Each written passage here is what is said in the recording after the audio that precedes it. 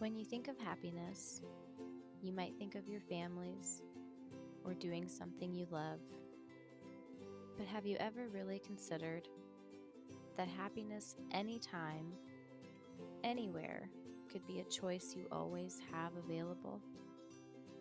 For the past 6 years, I've had the pleasure of working with seniors. And one of the things I love the most about them is their strength in choosing to be humble, loving, and selfless, making them happier people. Happiness is defined merely as the state of being happy. It isn't defined as wealth, success, or luck. And that's because happiness is what you make it and when you decide to make it. Dan Gilbert, a psychology professor at Harvard who studies the science of happiness, believes our brains have an ability similar to a simulator that has tremendous unknown effects on our daily experiences. His research shows that we can choose how we feel about something before we experience it. He uses a fun example saying, Ben & Jerry's doesn't have liver and onion ice cream, and it's not because they whipped some up, tried it, and went yuck. It's because without leaving your armchair, you can simulate that flavor and say yuck before you make it. Now, while the simulator sounds like it might be doing us a favor, Gilbert also explains how the simulator has a chance of working poorly. I want you to think of a time when you were looking forward to something and had imagined it going over great, being the most fun or most life-changing thing you've ever done. But instead, after you had experienced it, you were left feeling disappointed or not as pleased as you thought you would be. Well, this is an example of your simulator not doing you a favor. Along with giving us a predisposed idea of our feelings, it can also give us the wrong idea about our feelings, leading us to think of something being worse or better than it actually is. This reminds me of when my kid always wants the newest and latest toy. She'll beg me for it and ask me for weeks and weeks, and finally she'll earn it through doing chores or something, and she'll be so excited at first that she got it, and within a day, she's over it and she just decides that it wasn't as cool as she thought it was going to be.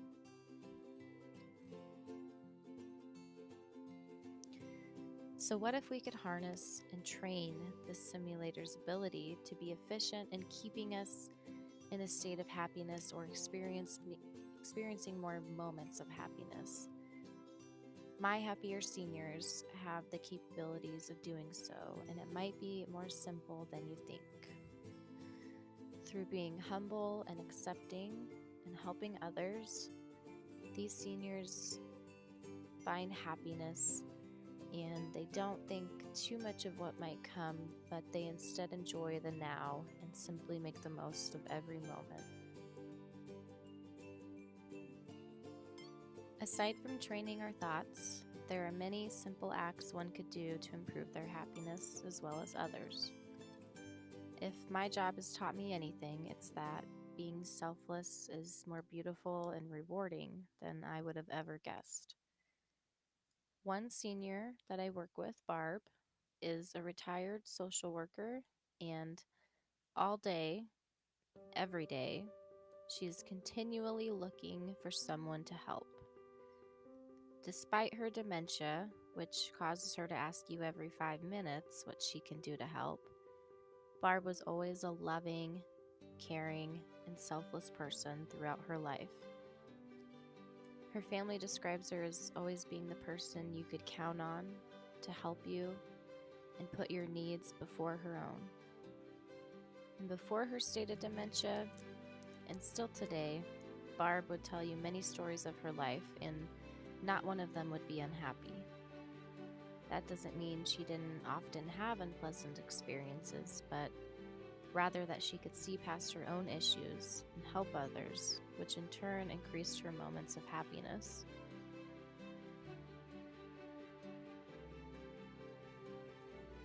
Barb's gift of being selfless was her key to happiness. The renowned author Andrew Weil talks about the benefits of being selfless in his book titled Spontaneous Happiness. In one chapter, he talks about how putting other people first can immensely affect one's happiness, as well as those around them. When we place other people first or commit selfless acts to help other people, we have the chance to see outside of our box of life problems, which allows us to give our minds a rest and see things in a different perspective.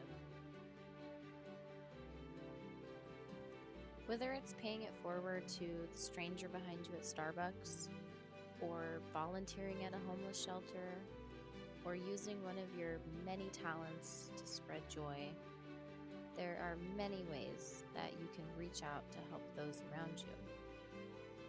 For me, it's being able to take home torn or misfitted clothes from my residents to sew or hem. For them, it's such a treat since many of them don't have the funds or the capability to go shopping. I take them home on my time off to fix them, and it takes some time and effort, and it isn't always what I would rather be doing when I first get off of work, but it brings them so much joy, and their gratitude makes it all worthwhile. So who wouldn't want to make someone's day brighter by putting them first instead of themselves?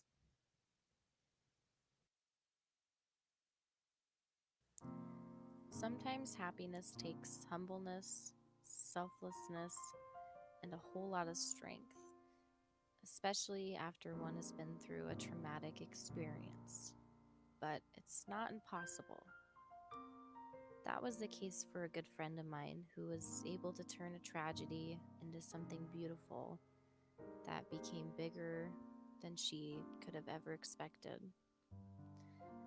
3 years ago, my friend Melissa gave birth to a healthy and beautiful baby girl named London. One seemingly ordinary night, when London was just a year and a half old, Melissa was rocking her to sleep. Never did she expect that this would be the last time that she got to hold her baby, the life she created, in her arms with a beating heart. Later that evening, she went to check on her and found her blue and no longer breathing.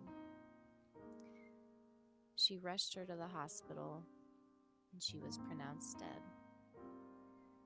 The tests all came back with little information, but when they did reveal something, it was that she had suffered from SIDS, or sudden infant death syndrome. London's passing left Melissa devastated and on the brink of giving up on life entirely. But family, church, and friends and I were there to comfort her and got her through the hardest days.